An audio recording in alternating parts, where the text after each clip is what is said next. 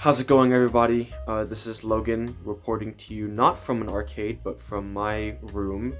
And today I'm going to be talking about some shoes that I've used for DDR for like maybe 2 or 3 months. And that is the Nike Air Huarache. I don't want to make this video too long because this is like my 5th take already, and all of them were 10 minutes long. So I'm going to just kind of try to just do everything as fast as I can.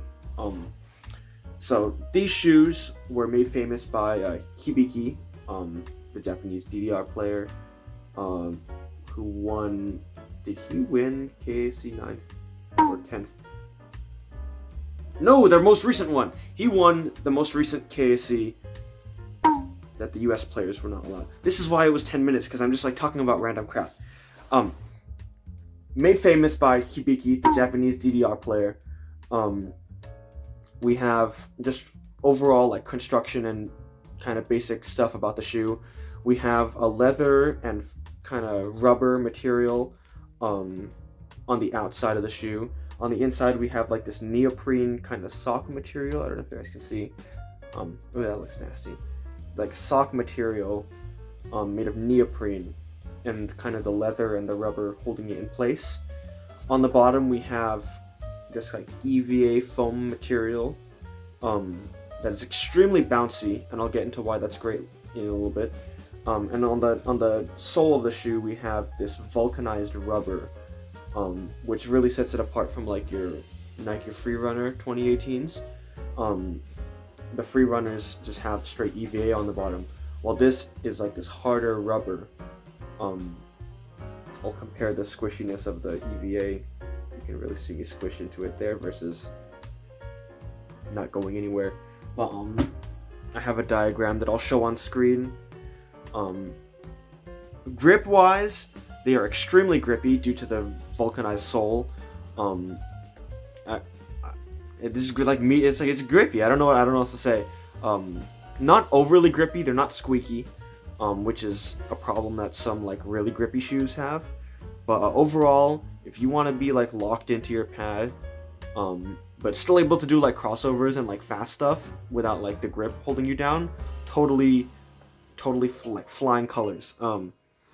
Weight, they are a little bit heavier than like your Nike Free Runners. These weigh 11.02 ounces or 312 grams. This is a men's size 10, by the way. And I'll explain the sizing now. These actually run half a size to a full size too big. My Nike Free Runners, I'm a size 9. In between a size 9 and a size 9.5. So my Nike Free Runners that I have in a size 9 are pretty snug. But then I went to the store and tried on some Huaraches in a size 9, and I could barely even get my freaking foot in the shoe. And when I did, it was like freaking like grasping it. That's not the right word. Like, it was really like tight, dude.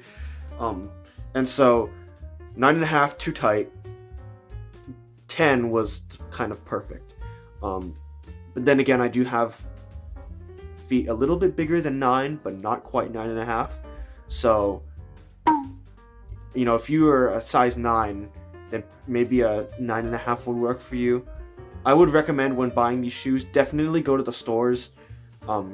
You know, these are not freaking rare shoes. You can find them pretty much any like shoe store that has like Nike shoes, Foot Locker, or I don't know where people are watching this from, but I would recommend going to a shoe store and trying them on and finding your size in them, and not just buying them online. Definitely go and try them on to kind of find what fits you. Definitely, it's going to be either half a size or a full size bigger.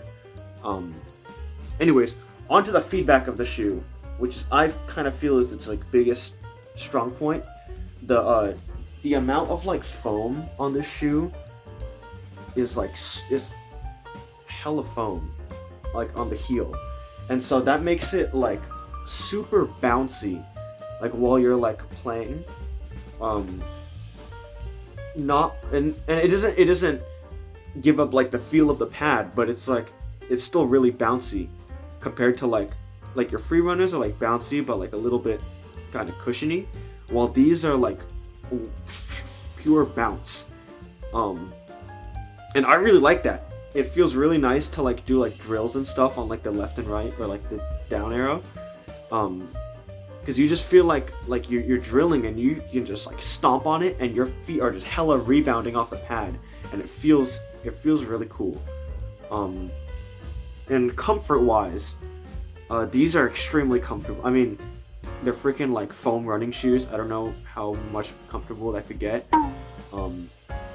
They're comfy. One thing I will say is they're not exactly the most breathable. I mean, that didn't really affect gameplay for me at all. But like compared to, I hate to go back to the free runners again, and we're talking non-Flyknit version. We're talking standard. There is a lot more material around your feet, and you kind of will feel that. And especially the leather. Like the leather is not stretchy at all, so you'll put your feet in there, and you'll feel it, that's not bad, but it's just there. Like I said, it didn't affect my gameplay at all, so I'm not tripping about it. But yeah, overall, I really like this shoe. Another comment is on another comment. That's so weird way to put it. Something I'd also comment on is like playing with like varying levels of like panel height with your pads. At least in public arcades. If your pads are like not super recessed, these are perfect. But if they're also like a little bit recessed, and I'll go into like using heights of like credit cards or like e-amusement cards. If we're talking, I play at round 1 in Concord, at Sun Valley Mall. Their panel height is roughly 3 e-amusement cards tall. And I feel like these perfectly mitigate like the recession, compared to like playing on like a completely flat surface. I feel like the recession, you don't even notice it in these shoes. So, I mean, you're still gonna feel like the brackets and stuff. And even at that panel height, bracketing stuff isn't very hard, especially when using these shoes. Maybe you'd have an easier time using something more flexible, like Zero shoes, or I don't know, whatever like minimalist shoe. You could probably bracket stuff a lot easier. But let's see. Other than that, that's kind of the shoe. It's great. I really like it. I don't know if I'll try to put some gameplay footage up there if I can, of me playing it, and obviously of HIBIKI playing in it. But they're great. I really love the responsiveness. I think is the huge like selling point of the shoe. It's great. Other than that, that's it. You know what? I'll talk about one more thing. I don't think people care about the video length, so I'm just gonna start talking because I like long videos. I'm a long video watcher. Couple things. Number one is they do have 2 levels of shoelace holes, and I haven't experimented with like playing with like the other shoelace hole. This is the inner one, and then there's like an outer one over here.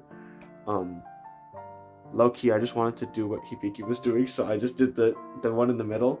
But I did notice that the shoes were getting loose, and I personally really like my shoes not like the toe box like tight, but I like feeling like my feet are really like locked into my shoe. And so I did kind of like the running shoe strat of like looping it through the top ones, and that really makes the whole thing like go like that and like hug your heel a lot better. And that's just how I like my shoes. That could be totally different for you, but yeah, that I haven't experimented with that at all. If someone in the comments plays with these and plays in the innermost, laces, let me know how it is, because I'll try it. I'll put it in the comments when I do. Other than that, not much else to talk about. This is gonna be a pain in the butt putting individual chapters because I am just all over the place. And we just hit the 10-minute mark. So this is supposed to be like 3 minutes long. We love long videos, everybody. Other than that, yeah, here is, I'll put on screen right now, is the graphic that I made of it. Other than that, yeah, that's the Nike Huarache. I will be reviewing more shoes in the future. I have some interesting ones in transit right now. So, yeah, thank you very much for watching. See you next time. Bye. Oops.